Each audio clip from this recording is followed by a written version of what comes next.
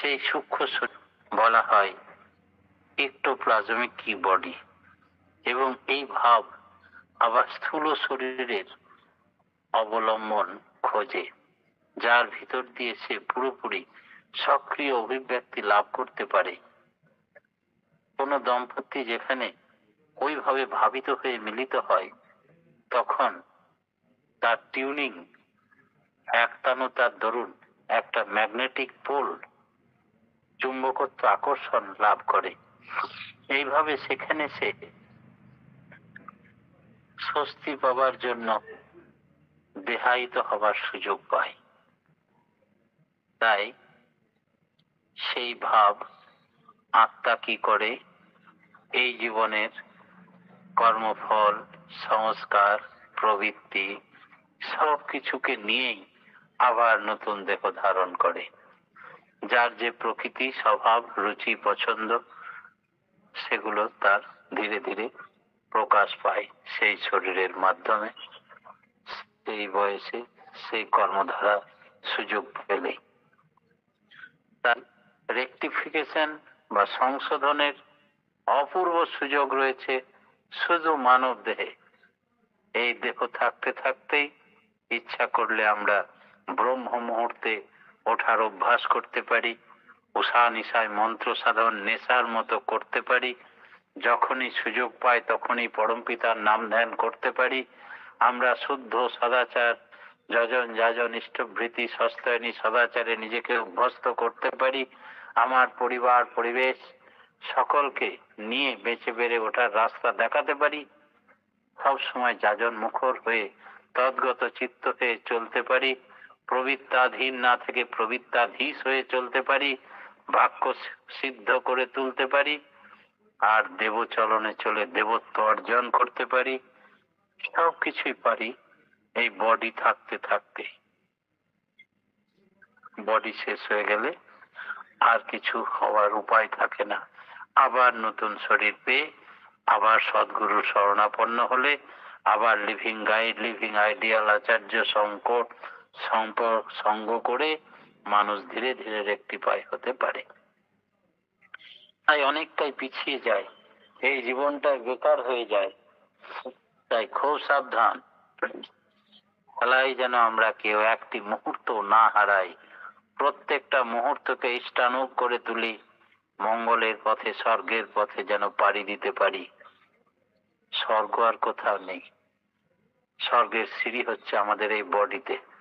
18টা সিঁড়ি আছে, পরপর আমরা এক একটা সিঁড়ি অতিক্রম করব আর তাকে ধরে ফেলবো, তার দেশে পাড়ি দেব।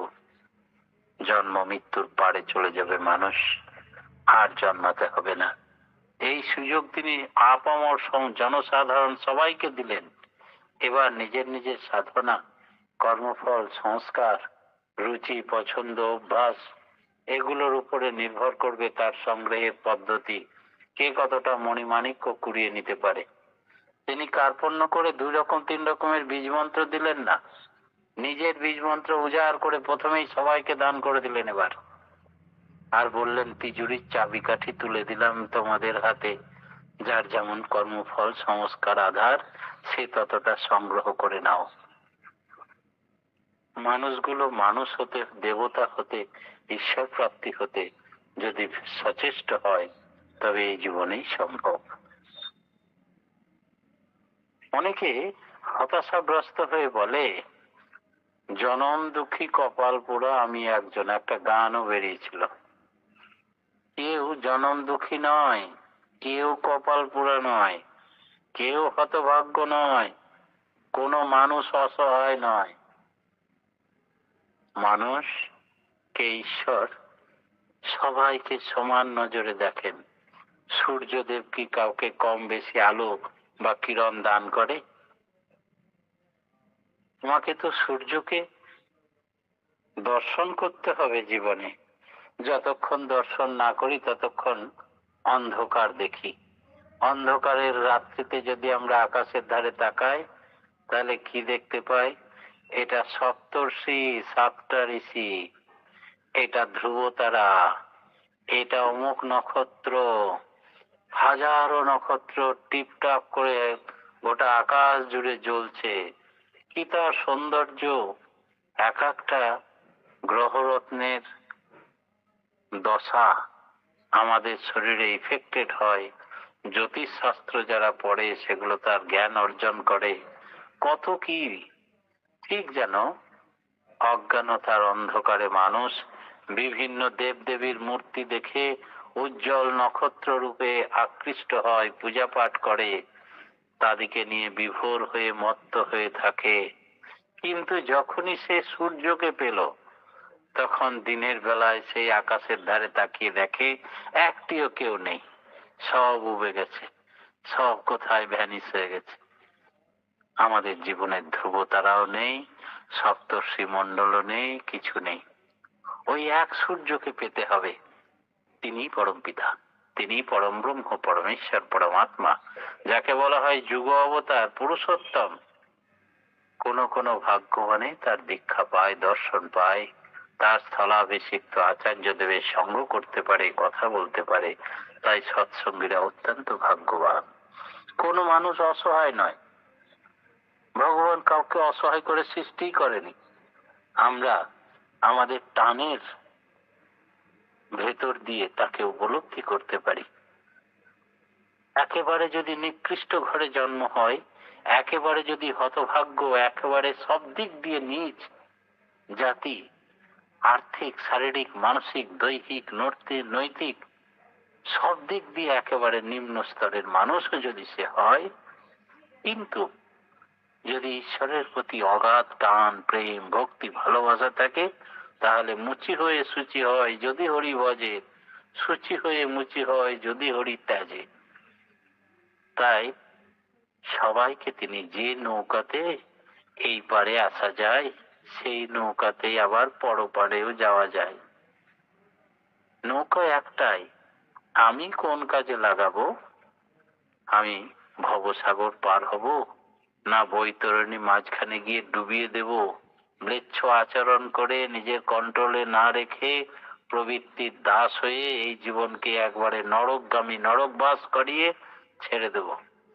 তখন হতভাগ্য বলবো আমি, আর আফসোসে মাথা গুঁজে কাঁদতে কাঁদতে বলবো, ঈশ্বরের কোনো বিচার নেই, আমার উপরে এত অত্যাচার, ঠাকুরকে দেখতে পান না।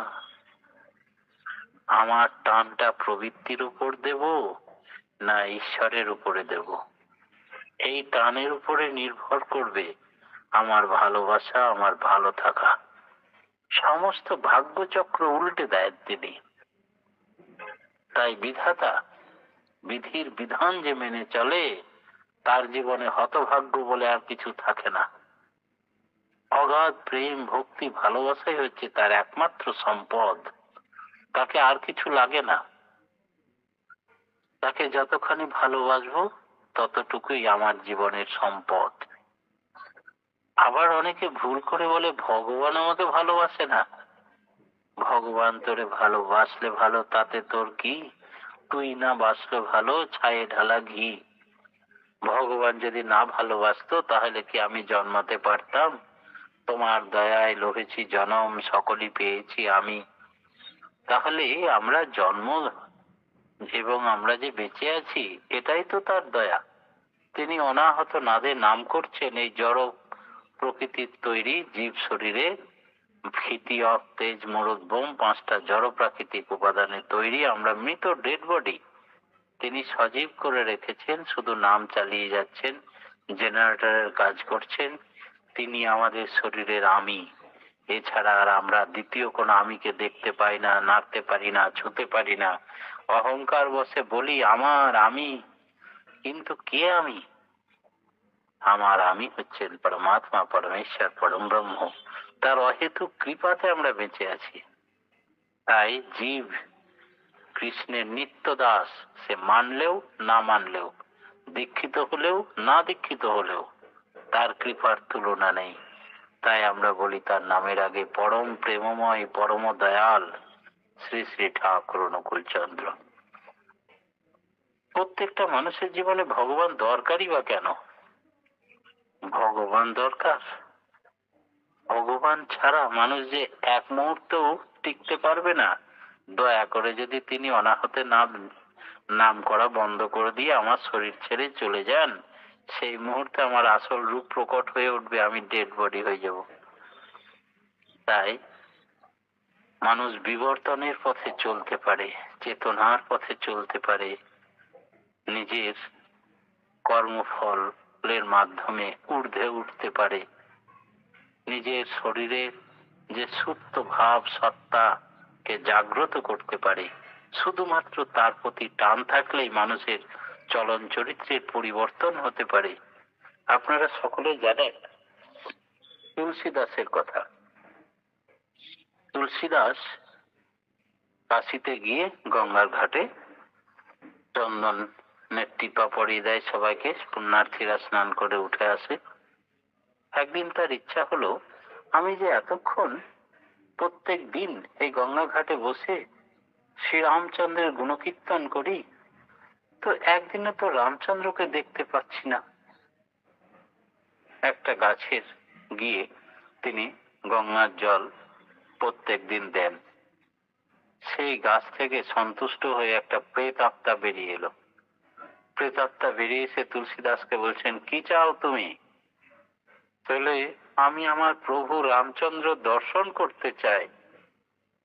তখন সেই প্রেতাত্মা বলছে, সেই ক্ষমতা যদি আমার থাকতো তাহলে কি আমি আর প্রেত জনিতে ঘুরে বেড়াতাম এত কষ্ট করে? তাহলে তো উদ্ধার হয়েই যেতাম। বলে, তাহলে তুমি তো সব দেখতে পাও, তোমার তো শরীর নেই, এতটুকু তো বলে দাও কি করলে ভগবান রামচন্দ্রের দর্শন হবে? বলে, তুমি যখন প্রত্যেক দিন রাম কথা বলো, অনেক ভক্তরা এসে বসে, হনুমানজি রোজ এসে সেই রাম কথা শোনেন, সেই হনুমানজিকে ধরো, তিনি তার প্রভুকে দর্শন করিয়ে দেবেন। বলে, প্রত্যেকদিন আমার রাম কথা শুনতে হনুমানজি আসেন? বলে, হ্যাঁ, তিনি 4 যুগে অমর। ঠিক আছে, এবার রাম কথা বলছেন আর মনের ভাবে তার চোখ দিয়ে জল পড়ছে। হঠাৎ দেখে হনুমানজি বসে আছেন হাত জড়ো করে সামনে। ব্যাস, চিনতে আর দেরি হলো না, বললে সেই হনুমানজির পায়ে পড়ে গেল। আর তুলসীদাস বলছে, তুমি তোমার প্রভুকে দেখিয়ে দাও আমাকে। তখন বললেন, কে বলেছে আমি দেখাতে পারি? বলে, তুমি তো হনুমান, 4 যুগে অমর, তার আশীর্বাদে। হনুমানজি তখন তার প্রভুর দর্শন ঘটালেন। তাই বললেন, যেখানে তার গুণকীর্তন হয় সেখানে তিনি স্বয়ং বিরাজ করেন। আর এই ভগবানের গুণকীর্তন করলে, ভগবানের দর্শন হলে আর কি চাই মানুষের জীবনে? আর কিছু না, সব পাওয়া হয়ে যায়। শারীরিক, মানসিক, নৈতিক, দৈহিক, চারিত্রিক, আর্থিক, সার্বিক কল্যাণ ঘটে।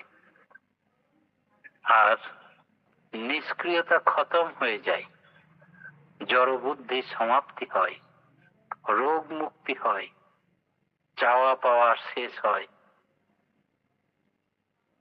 আর সত্তাগত সম্বেগ সৃষ্টি হয়, যার বিবর্তন ও বিবর্ধনে মানুষের পরিবর্তন হয়। পরিবর্তন ঘটাতে গেলে কত তাপ, চাপ সহ্য করতে হয়। লোহাটার রূপ বদলাতে গেলে প্রথমে আগুনে গরম করে লাল করে নিতে হয়, তারপরে সে শক্ত ভাবটা নরম হয়ে আসে। তখন জোরে জোরে হাতুড়ি দিয়ে আঘাত করলে ইচ্ছা মতো সাইজে পরিবর্তন করে নেওয়া যায়। তারপরে ঠান্ডা জলে ঠান্ডা করে নিলেই পূর্বের শক্ত রূপ ধারণ করে। ঠিক ভগবান লাভও ঠিক সেই রকম। সর্ব ঐশ্বর্যবান যিনি জীবন্ত মানুষ, যদি প্রচন্ড নিঃস্বার্থ ভালোবাসার নেশা জাগে তাকে, তবে এই সম্বেগ তার কাছে নিয়ে পৌঁছে দেয়। ভাবা বলা করার মধ্যে তপস্যা চলতে থাকে।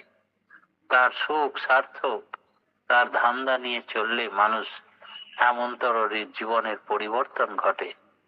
হাজার হাজার ঘটনা আমরা জানি। সেই ডাকাতের কথা, রত্নাকর দস্যুর কথা, ভগবানের নাম করতে করতে একেবারে রাম জন্মাবার আগে রামায়ণ লিখে ফেললেন, তিনি ঋষি বাল্মীকিতে পরিণত হলেন। তাই দীক্ষা, শিক্ষা, তার নির্দেশ মতো চলা, এতেই আত্মিক বিকাশ, এই সাধনা। ভগবান লাভ মানে প্রত্যেকের স্ব বৈশিষ্ট্য অনুযায়ী তার অন্তর্নিহিত ভগবত্তাকে জাগিয়ে তোলা। আমাদের প্রত্যেকের মধ্যেই সেই ভগবত প্রেম, ভক্তি, ভালোবাসা গুণ সব আছে, কারণ আমরা তার দয়াতেই জন্মেছি, তারই সৃষ্টি ও সন্তান। তাই পিতার গুণ তো থাকবেই, শুধু সেই ভগবত্তাকে জাগিয়ে তোলো। সত্তা এবং আত্মা, এই দুটোর মধ্যে তফাৎ কি? সত্তা মানে বিদ্যমানতা, অস্তিত্ব। অস্তিত্বের অধিগমন যা, তাই হচ্ছে আত্মা। সত্তার কনসাস মোটিভ পাওয়ার, অর্থাৎ চেতন চালক শক্তি হচ্ছে আত্মা। হিরণ্যলোক কি? আমরা বিভিন্ন লোকের কথা জানি। স্বর্গরাজ্যে ওঠার আগে, ঈশ্বর প্রাপ্তির আগে সমস্ত লোক, দেবলোক, ভূলোক, গোলোক, তেমনি হিরণ্যলোক বলে একটি লোক আছে, একটি স্তর আছে, একটি লেভেল আছে। তো হিরণ্যগর্ভ বলে সেটাকে। তাই এমন করে সেই হিরণ্যগর্ভতে পৌঁছানো যায় সাধনার কোন স্তরে এবং তার প্রকৃতি বা কিরকম, সেসব জানা দরকার। ত্রিকুটি ও দশম দ্বারের মাঝখানে ডার্ক স্টেজ বা অন্ধকার স্তর থাকে। সেখানে অনেকে লয় হয়ে যায়। সেটা যদি অতিক্রম করা যায়, তখনই পৌঁছানো যায় হিরণ্যলোকে। সেটা ব্রাইট লাইক মর্নিং সান, প্রাত সূর্যের মতো উজ্জ্বল। আর এই উজ্জ্বলতার জ্যোতি সহ্য করে যে সাধনায় রত থাকে, হিরণ্যলোক পেরিয়ে তাতে লীন হয়ে যায়। ভক্তিযোগ, জ্ঞানযোগ, কর্মযোগ, এগুলো কি? আমরা যাই করি, আসল জিনিসই হচ্ছে অনুরাগ। যাকে ভালোবাসি তাকে তুষ্ট করার প্রবৃত্তি হয়। এই থেকে আসে কর্ম, কর্মের ভিতর দিয়ে আসে জ্ঞান। তাহলে ভক্তিযোগ, জ্ঞানযোগ আর কর্মযোগ পরস্পর অঙ্গাঙ্গী ভাবে জড়িত। গোড়ায় চাই ভক্তি।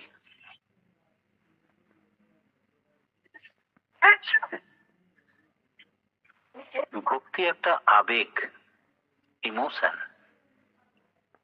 শুধু ইমোশন নয়, অ্যাক্টিভ ইমোশন, সক্রিয় আবেগ। ভক্তি যদি সক্রিয় না হয়, সেবা যদি উপচে না ওঠে তাতে, তবে তা ভক্তি নয়। ভক্তি এসেছে ভজ ধাতু থেকে। ভজন অর্থাৎ সেবা। যেমন ভাগ্য তেমন। ভক্তির ভিতর দিয়ে যার যেমন ভাব, তা ফুটে উঠে একটা সমন্বয়, সামঞ্জস্যে। অনুরাগী আমাদের জীবনের আসল সম্পদ। সক্রিয় অনুরাগের পাত্র যার যেমন, তার চরিত্র অনুরঞ্জিত হয়ে ওঠে ঠিক তেমন। আসল কথা, আকাশের ভগবানে অনুরাগ হলে চলবে না। আমার বাইরে একটা মানুষ চাই, আদর্শ চাই, ইষ্ট চাই, যার প্রতি অনুরক্ত হলে আমার ভেতরের অ্যাডজাস্টমেন্ট, নিয়ন্ত্রণ আসে। প্রতি মুহূর্তে আমাকে ঠক্কর দিয়ে শেখাবেন যিনি, এই পথে নয় এই পথে চলো, এইভাবে নয় এইভাবে বলো।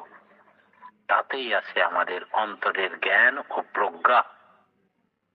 বিভিন্ন প্রবৃত্তির মধ্যে একটা সার্থক সমন্বয় না হলে প্রজ্ঞা জিনিসটা গজায় না। কোনটা কোথায় সার্থক হয় সে সম্বন্ধে একটা বিহিত দর্শন থাকা চাই। পরমপিতার রাঙারাতুল চরণে প্রত্যেকের সার্বিক মঙ্গল প্রার্থনা জানিয়ে আজকের মতো আমার ক্ষুদ্র বক্তব্য এখানেই শেষ করলাম। জয় গুরু।